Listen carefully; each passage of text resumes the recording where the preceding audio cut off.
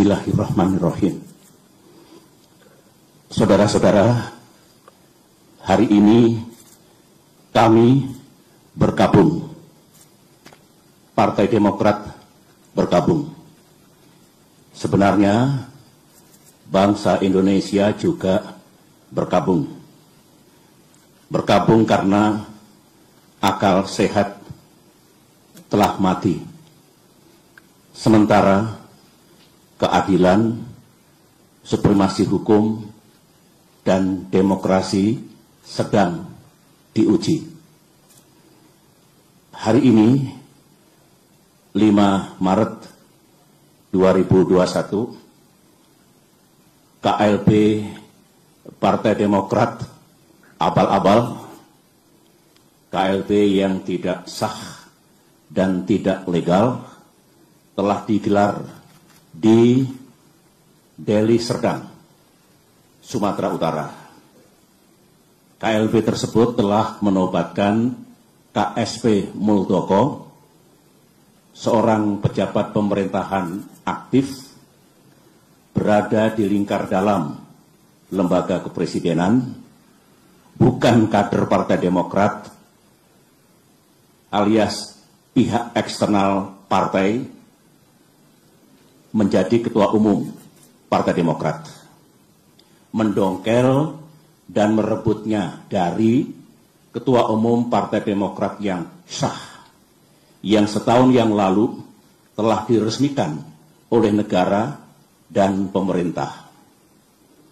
1 bulan yang lalu, kita semua masih ingat, ketika ketua umum Partai Demokrat AHY secara resmi mengirimkan surat kepada Yang Mulia Bapak Presiden Jokowi tentang keterlibatan KSP Muldoko dalam gerakan penggulingan kepemimpinan Partai Demokrat yang sah. Dan setelah itu, Ketum AHY juga menyampaikan kepada publik tentang gerakan kudeta ini. Banyak tanggapan yang bernada minir dan miring. Mereka mengatakan, Demokrat hanya mencari sensasi. Demokrat hanya play victim. KSP Muldoko mengatakan itu hanya ngopi-ngopi. Pelaku gerakan mengatakan itu hanya rapat-rapat biasa.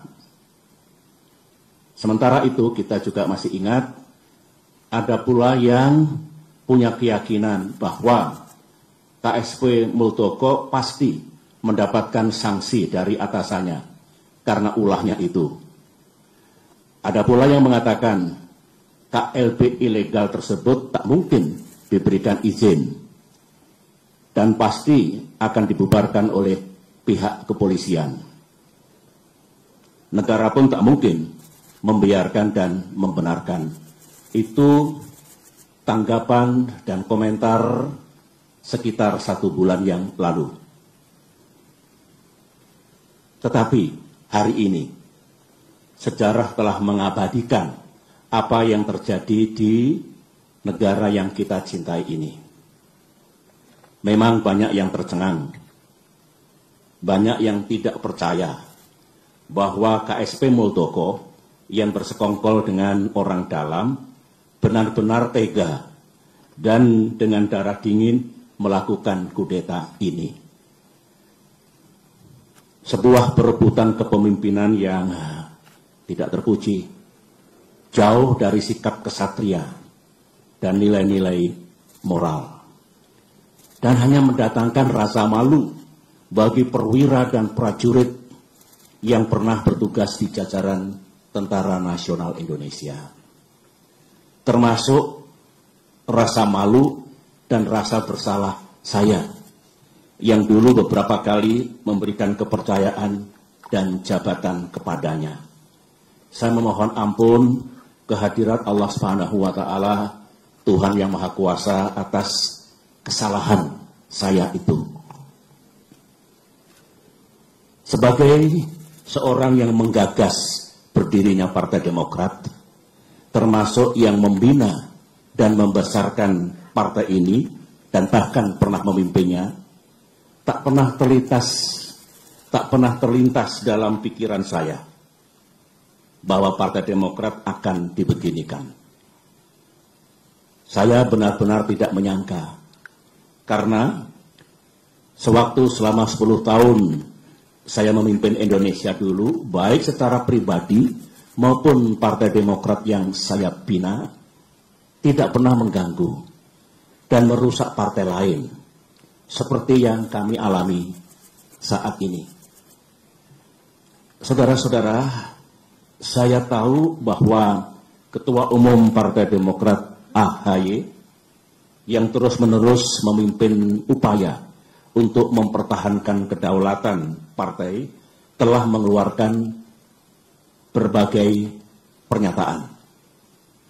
Namun, malam ini, dalam kapasitas saya sebagai Ketua Majelis Tinggi Partai Demokrat, sebuah lembaga tertinggi dalam kepengurusan Partai Demokrat, saya perlu menyampaikan pernyataan dan penjelasan secara resmi guna merespons KLB Deli Serdang hari ini.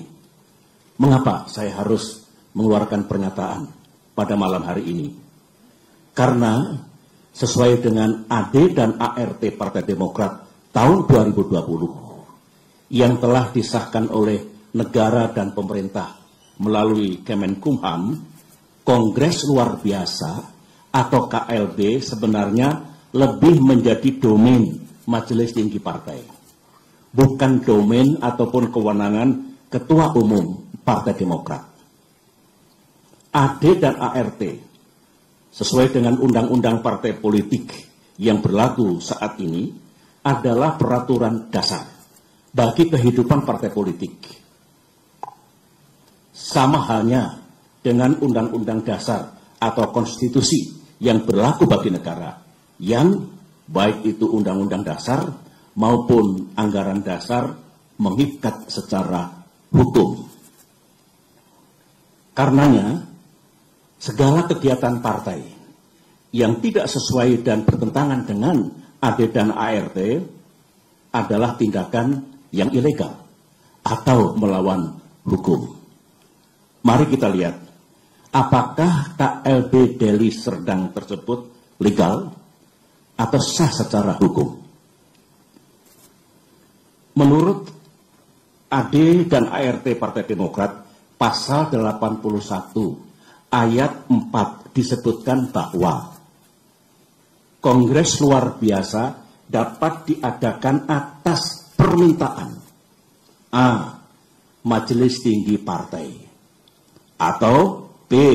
sekurang-kurangnya 2/3 dari jumlah Dewan Pimpinan Daerah dan 1/2 dari jumlah Dewan Pimpinan Cabang serta disetujui oleh Ketua Majelis Tinggi Partai. Mari kita uji sekarang, apakah KLB Deli Serdang ini sah secara hukum. Ingat, negara Indonesia adalah negara hukum.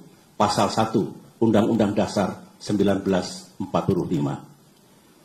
Majelis Tinggi Partai yang saya pimpin dan kini berjumlah 16 orang tidak pernah mengusulkan Kongres Luar Biasa. Jadi syarat pertama sudah gugur. Dewan Pimpinan Daerah yang mengusulkan KLB minimal 2/3 dari 34 Dewan Pimpinan Daerah. Kenyataannya tidak satu pun yang mengusulkan, berarti 0. Jadi tidak memenuhi syarat yang kedua. Dewan Pimpinan Cabang yang mengusulkan KLB minimal 1/2 dari 514 DPC. Kenyataannya hanya 34 DPC yang mengusulkan, berarti hanya 7% dari seharusnya minimal 50%. Jadi tidak memenuhi syarat yang ketiga. Usulan DPC dan usulan DPD dan DPC harus mendapatkan persetujuan Ketua Majelis Tinggi Partai dan saya sebagai Ketua Majelis Tinggi Partai tidak pernah memberikan persetujuan atas pelaksanaan KLB ini. Jadi syarat keempat pun tidak dipenuhi. Kesimpulan besarnya adalah semua persyaratan untuk diselenggarakannya KLB ini gagal dipenuhi atau tidak dipenuhi, sehingga KLB ini benar-benar tidak sah dan ilegal. Saya dengar ada akal-akalan dari pihak KSP Muldoko dan para pelaku kudeta bahwa sebelum mengangkat KSP Muldoko menjadi Ketua Umum Partai Demokrat ilegal, AD dan ART yang sah diubah dan diganti dengan AD dan ART versi KLB Deli Serdang, sehingga penobatan KSP Muldoko dianggap sah. Pertanyaannya, apa bisa begitu? Mari kita lihat bersama. Untuk mengubah AD dan ART, forumnya harus sah. Baik kongres ataupun kongres luar biasa yang hendak mengubah AD dan ART juga harus sah. Forum KLB Deli Serdang jelas tidak sah dan ilegal, sebagaimana yang telah saya jelaskan tadi. Sehingga AD dan ART KLB Deli Serdang menjadi tidak sah. Untuk diketahui, AD dan ART hasil kongres atau KLB yang sah pun harus mendapatkan pengesahan dari negara dan pemerintah melalui Kemenkumham. Jadi, kalau KSP Muldoko melalui telepon menanyakan keabsahan AD dan ART dan merasa cukup puas atau mengira bahwa AD dan ART KLB Deli Serdang itu sah, KSP Muldoko salah besar. Berarti KSP Muldoko tidak memahami undang-undang partai politik yang berlaku dan juga tidak memahami AD dan ART Partai Demokrat. AD dan ART Partai Demokrat.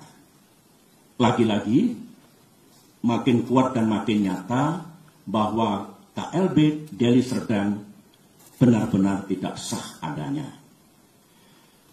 Saudara-saudara, ini kesempatan yang baik bagi saya untuk menyampaikan pesan kepada Ketua Umum dan segenap kader Demokrat di seluruh tanah air. Saya sangat merasakan apa yang para kader Demokrat rasakan saat ini. Saudara pasti marah, terhina, merasa diperlakukan sewenang-wenang, geram kepada yang berkhianat dengan imbalan uang dan iming-iming kedudukan, dan rasanya ingin membalas perbuatan mereka. Namun, sebagai orang tua di partai ini, saya tetap meminta saudara bersabar, namun gigih berikhtiar untuk mendapatkan keadilan yang sejati. Saya tetap percaya bahwa Bapak Presiden Jokowi memiliki integritas dan kearifan dalam menyikapi gerakan pendongkelan dan perebutan kepemimpinan Partai Demokrat yang sah ini. Saya juga tetap percaya bahwa negara dan pemerintah akan bertindak adil serta akan sepenuhnya menegakkan peranata hukum yang berlaku. Baik itu konstitusi kita, Undang-Undang Dasar 1945 dan Undang-Undang Partai Politik, maupun AD dan ART Partai Demokrat yang secara hukum juga mengikat. Namun, dunia politik tak seindah yang kita mimpikan. Gangguan terhadap Partai Demokrat, gangguan terhadap kita semua belumlah usai. Karenanya, mari kita makin bersatu dan makin merapatkan barisan. di bawah komando dan kepemimpinan Ketua Umum AHY, saya mengajak para kader untuk berjuang bersama. Berjuang sampai keadilan benar-benar kita dapatkan di tanah Indonesia ini. Perjuangan untuk mempertahankan kedaulatan dan kemandirian partai, saya ulangi, perjuangan untuk mempertahankan kedaulatan dan kemandirian partai adalah perjuangan yang suci dan mulia. Ibarat peperangan, perang yang kita lakukan adalah perang yang dibenarkan. Sebuah war of necessity. Sebuah just war. Perang untuk mendapatkan keadilan. Semoga Allah SWT, Tuhan yang Maha Kuasa, menuntun langkah kita, serta memberikan pertolongan kepada kita semua. Demikian pernyataan saya. Sekian, dan terima kasih.